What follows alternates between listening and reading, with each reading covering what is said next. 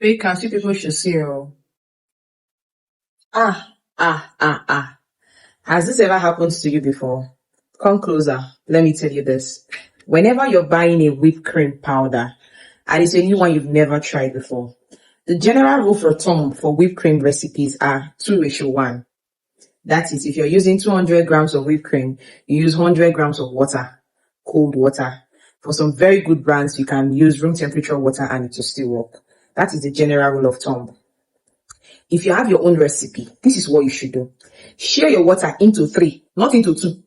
Share your water into 3, whatever recipe you're using, and you're using a new whipped cream powder, a different brand you've never tried before, no matter how hyped that whipped cream powder was. I sell whipped cream powder too, a very good one.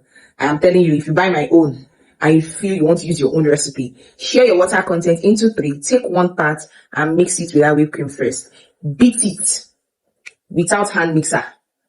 Use ball whisk to beat it. Use cold water. At least all whipped cream powder works well with cold water. Forget the room temperature for now. Use cold water and see if it thickens. Then you can decide to, incorporate water little by little, and that will tell you where to stop. You get. Share your water content into 3, not into 2. Into 3. Take 1 part.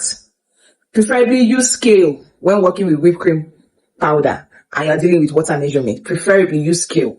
But if you don't have scale and you're a beginner, you're using measuring cups, I'll share this with you. 1 cup of water is equivalent to 200 grams. Or let's say between 190 grams to 200 grams of water. Or for some other cups, let's be on the safer. 190 to 200 grams. My own measuring cup goes for 200 grams for 1 cup of water when it is filled to the brim. So I use half cup of water for as 100 grams. But most times I use my scale. So to be on the safer side, use your scale. Share your water quantity for whatever recipe you're using for whipped cream that has worked well for you. Share it into 3 and use 1 part. Beat it with just hand mixer. You get.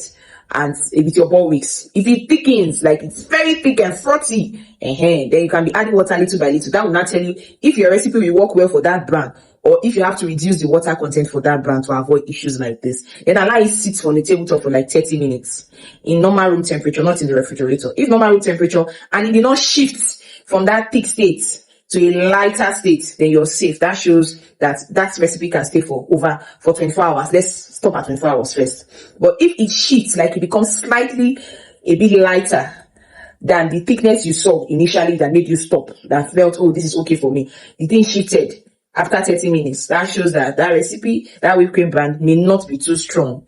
It may not withstand certain temperatures. So you have to be very careful with it. I hope this thing helps. So follow this for more.